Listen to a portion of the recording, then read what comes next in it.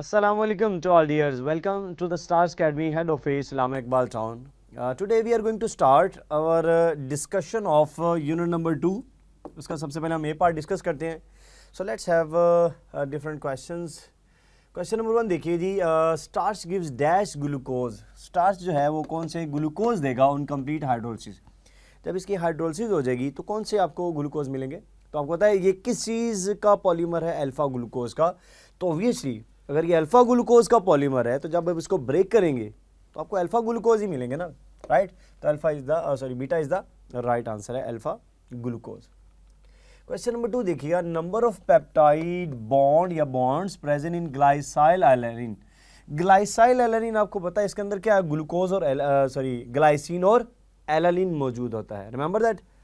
अब इसके अंदर कितने पेप्टाइड बॉन्ड है आपको पता है, 2 अमीनो एसिड है ना भी. एक ग्लाइसिन है, सपोज ये ग्लाइसिन है और सपोज दैट ये एलानिन है. दिस इज अ ग्लाइसिन और ये एलानिन है. तो एक पेप्टाइड बॉन्ड होगा ना, ये सिंगल क्या है, this one is a peptide bond की हम बात करें. तो एक पेप्टाइड बॉन्ड हुआ ना भाई.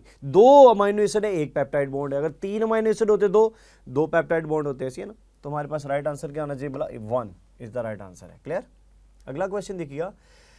Which chemical component have a greatest contribution in the total mammalian cell weight? Total mammalian cell weight में किसका greatest contribution है mammalian cell weight के अकॉर्डिंगली. तो आपको इसमें आइडिया है, दो मर्जी हो, मतलब जनरलाइज सेल की बात कर लेते हैं. चाहे बैक्टीरिया हो, चाहे आपको होता है यूकैरियोट और प्रोकैरियोट हो, दोनों के अंदर किस चीज़ की अमाउंट ज़्यादा होती है वाला. डेफिनेटली वो वाटर ही है. आपने पढ़ा 70% है it contribute in a cell weight. ठीक है.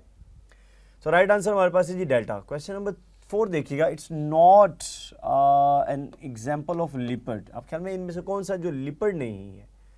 तो आप देखें ज़रा, ग्लिसरॉल ऑब्वियसली इसमें लिपिड नहीं लग रहा, राइट. वैक्स लिपिड है, लेसिथिन फास्फोलिपिड है, स्टीरोल स्टीरॉइड्स में से कोलेस्ट्रॉल लिपिड है. ग्लिसरॉल तो उसका मोनोमर है ना भी, राइट. डेल्टा इसका राइट आंसर आना चाहिए. ग्लिसरॉल आपको पता है ये एक अल्कोहलिक कंपोनेंट है. ग्लिसरॉल हम इसको बात कर रहे हैं, राइट. तो ये हमारे पास डेल्टा इसका राइट आंसर है. It's not an lipid. ठीक है. क्वेश्चन नंबर 5 देखिए. One 1 gram of water is heated from 15 to 16 degree centigrade. Heat absorbed is, तो आपको पता है इट्स जस्ट 1 कैलोरी. ऐसी बात है ना. फ्रॉम 15 to 16 तक अगर हम इसको हीट अप करेंगे, फ्रॉम 15 to 16, तो आपको आइडिया कितना होगा बोला. डेफिनेटली इसका वैल्यू होगी 1 कैलोरीज. ठीक है. या 4.18 जॉल भी हम इसको लिखते हैं, राइट. 4.18 जॉल या 1 कैलोरीज, क्योंकि दोनों का डिफरेंस ले लेना. मतलब 16 में से 15 माइनस कर दें तो 1 रह गया आपके पास. बीटा इसका राइट आंसर बना. Clear. Question number 6. 1 gram of glucose when burned will release. क्या रिलीज करेगा जी. 1 ग्राम अगर ग्लूकोज है उसको आप बर्न करेंगे तो ऑब्वियसली अगर 1 ग्राम है, आपने पढ़ा 10 ग्राम के लिए कितना वाला 717.6 किलो कैलोरी. बट ऑब्वियसली अगर हम बात करेंगे जस्ट 1 ग्राम की तो हमारे पास 71.76 किलो कैलोरी है. यही बात है ना. तो ऑब्वियसली हमारे पास this is the right answer, beta है. क्लियर. ये भी पूछा जा सकता है कि 1000 मिलीग्राम कितना आपको एनर्जी देगा. तो 1 gram is equal to 1000 milligram है. ठीक है. यूनिट आप कन्वर्ट कर सकते हैं इसके अंदर. नेक्स्ट क्वेश्चन देखिए. मोस्ट कह रहा है जी abundant organic substance in living bodies. तो आपको पता है मोस्ट जो अबंडेंट वो तो प्रोटीन ही है ना भाई. It's most abundant organic compound in your living organism.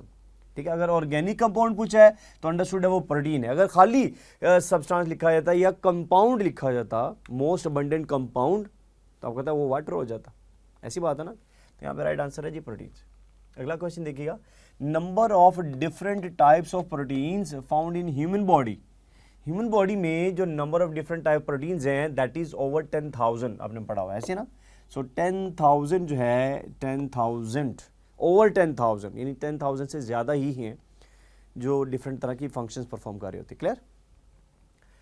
अगला क्वेश्चन देखिए जी. Most abundant hexose in nature. सबसे ज़्यादा हेक्सोज कौन सा है जी नेचर के अंदर. तो definitely that must be the fructose. याद रखिए फ्रुक्टोज जो है ये मोस्ट अबंडेंट हेक्सोज कंसीडर किया जाता है नेचर के अंदर. क्लियर है बात. तो इसलिए इसका राइट आंसर जो है ना हमारे पास है वो बीटा है.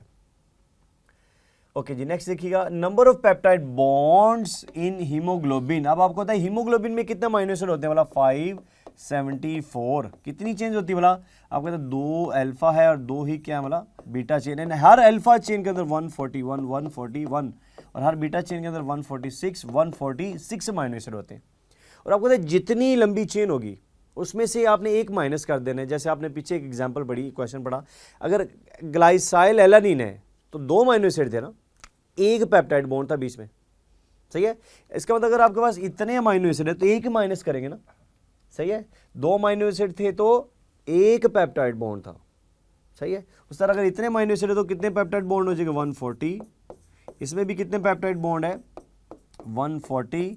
इसमें कितने पेप्टाइड बॉन्ड है, 145। और इसमें भी कितने पेप्टाइड बॉन्ड है, बोला 145। तो इसको अगर आप काउंट कर लें तो ये बनेगा जी 570 बनेगा इसके अंदर। क्लियर हो गई बात जी। तो नंबर ऑफ पेप्टाइड बॉन्ड जो है ना वो 570 बन रहे इसके अंदर। Next question, process of protein folding depends upon, किस चीज के ऊपर डिपेंड कर रहा है जी फोल्डिंग। आपको पता है प्रोटीन ने अगर अपनी फंक्शनल फॉर्म के अंदर आना है, इट हैज टू फोल्ड, ठीक है। तो वो फोल्डिंग किस चीज के ऊपर डिपेंड कर रही है, पीएच के ऊपर करती है, सॉल्वेंट के ऊपर भी करेगी, और यस इसका राइट आंसर बनेंगे जी ऑल ऑफ दीज। यानी सारे के सारे जो से हैं ये फैक्टर्स डिपेंड कर रहे हैं प्रोटीन की फोल्डिंग्स के ऊपर, ठीक है। अगला क्वेश्चन देखिए 12, pick up the conjugated protein, which one is the conjugated protein. Obviously beta should be the right answer. Haemoglobin, why, क्योंकि आपको पता है हीमोग्लोबिन जो है इसमें आयरन होता है सेंटर में, आपको याद है हीम ग्रुप के सेंटर में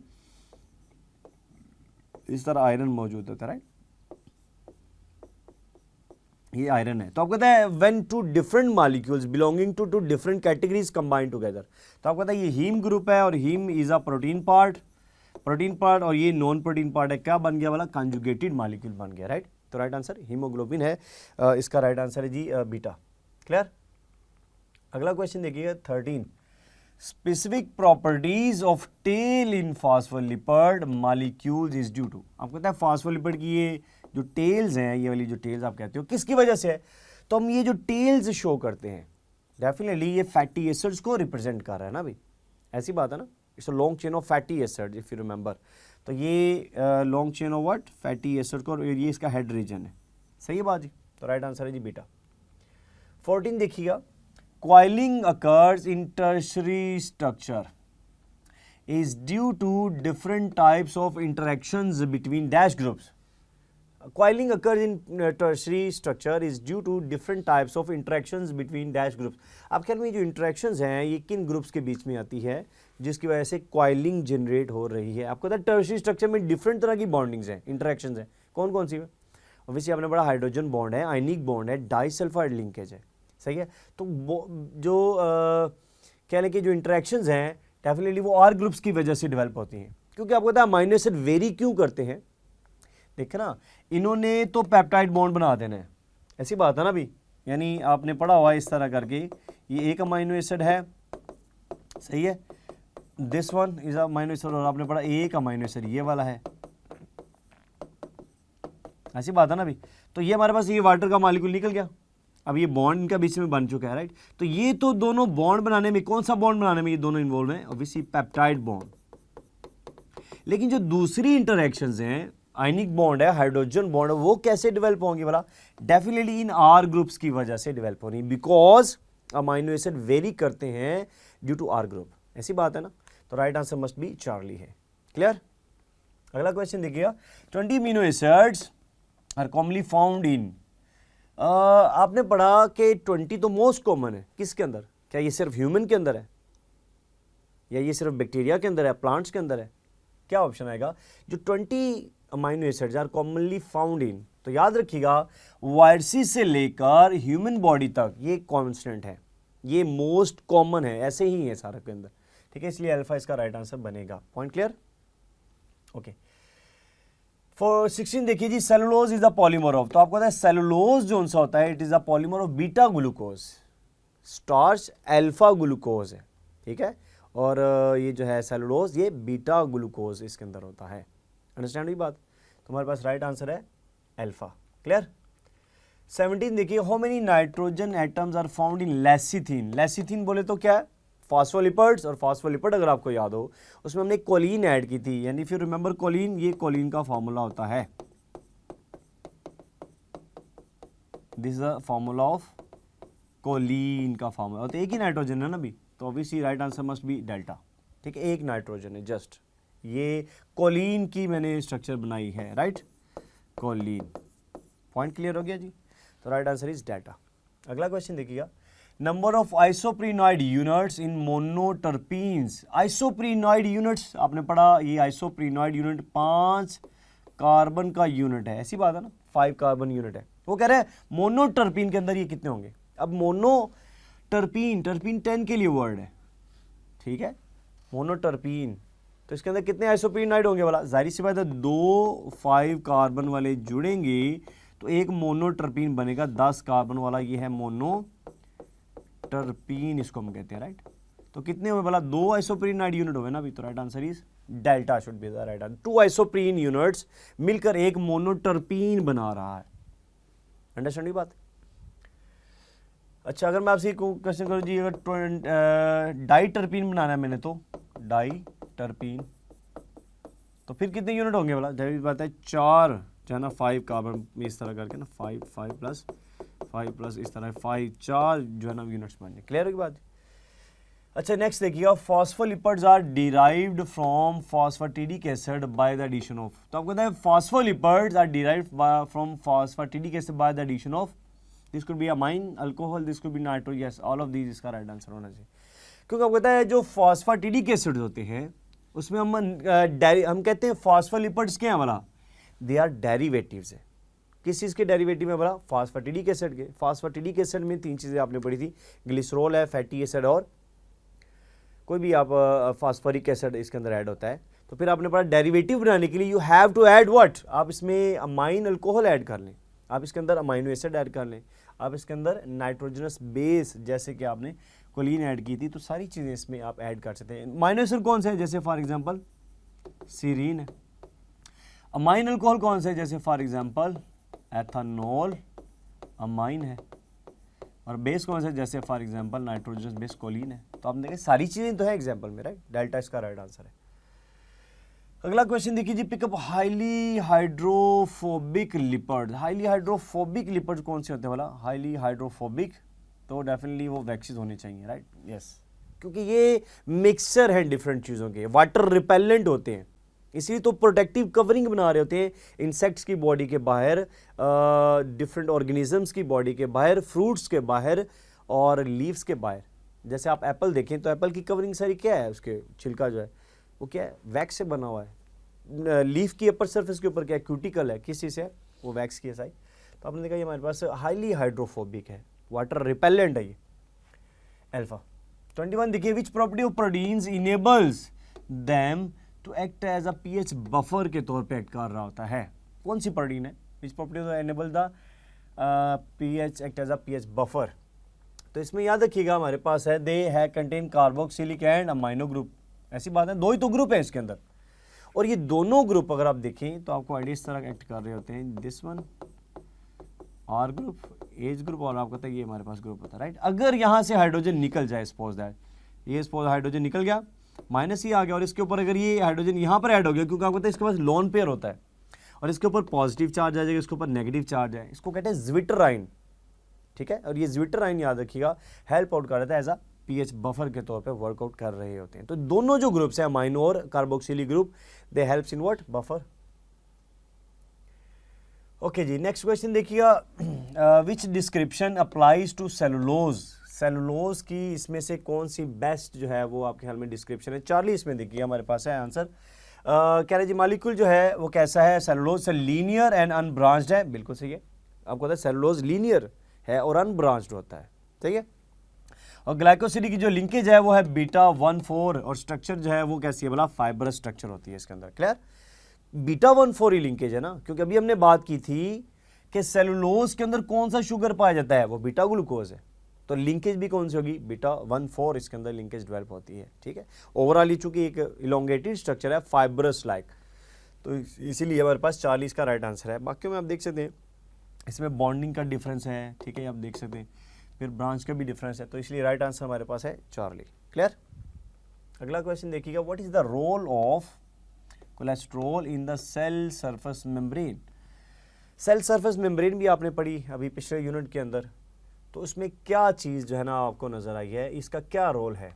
तो आपको पता है जी, ये रोल प्रोवाइड कर रही होती to regulate the fluidity of the membrane. ऐसी बात है, इट रेगुलेट, अगर ज़्यादा है तो आपको पता है उसकी जो फ्लूइडिटी है वो डिस्टर्ब होती है, सही है, और अगर कम है तो डेफिनेटली मोर फ्लूइडिटी होती है। तो जो फ्लूइडिटी को रेगुलेट करेगा, जो स्टेबिलिटी प्रोवाइड करता है, वो ऑब्वियसली कोलेस्ट्रॉल ही है, राइट। सो इसका रोल जो है प्लाज्मा मेम्ब्रेन के अंदर वो ये है, delta. Water repellent and non reactive lipid. अभी मैं आपसे कह रहा था, जो वाटर रिपेलेंट है, जो वाटर को मतलब हाईली हाइड्रोफोबिक है, वाटर रिपेलेंट है, ये नॉन रिएक्टिव है, वो क्या हमारा वैक्सीन है, ठीक है। सो राइट आंसर इज बीटा है। और याद रखिएगा, ये आपकी बॉडी के अंदर कोई भी न्यूट्रिशन प्रोवाइड नहीं करता, ठीक है, क्योंकि आपकी बॉडी में कोई ऐसा एंजाइम नहीं है जो उसको तोड़े। ओके होगी बात जी। तो राइट आंसर इज बीटा। 25 देखिए, the secondary order of protein structure is, secondary order of protein structure is, secondary order क्या शो कर रहा है, बोला coiling of the polypeptide chain, ऐसी है ना, coiling of the polypeptide chain. क्योंकि पता है पॉलीपेप्टाइड चेन जो बनती है वो तो इसका स्ट्रेट चेन है ना भाई। अब इसने क्या होना है, इसने अपने पढ़ा या तो ये शेप के अंदर आ जाना है या फिर ये शेप के अंदर आ जाना था, right, this one. Alpha helix है, बीटा प्लेटेड शीट। तो सेकेंडरी ऑर्डर में यानी सेकेंडरी स्ट्रक्चर में क्या हो रहा है, वाला कॉइलिंग होती है ऑफ पॉलीपेप्टाइड चेन, यही बात है, अल्फा हेलिक्स और beta pleated sheets.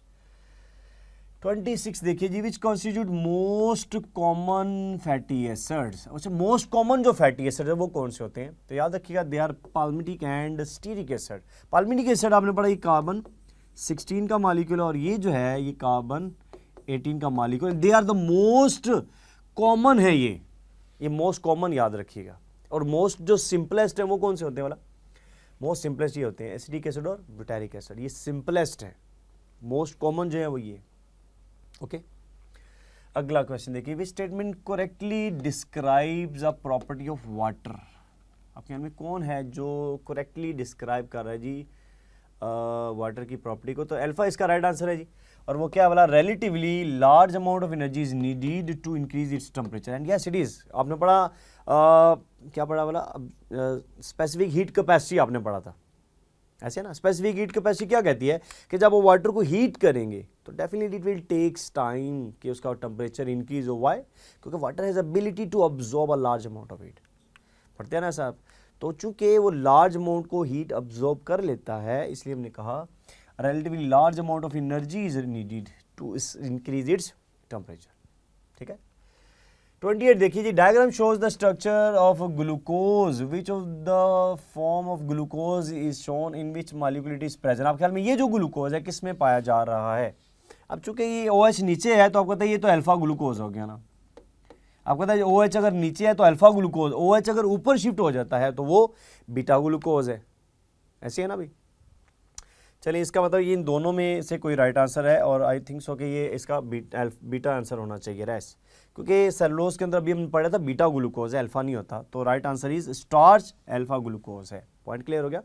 This glucose molecule is alpha glucose, और अल्फा ग्लूकोज किसके अंदर होता है, स्टार्च के अंदर होता है, ओके।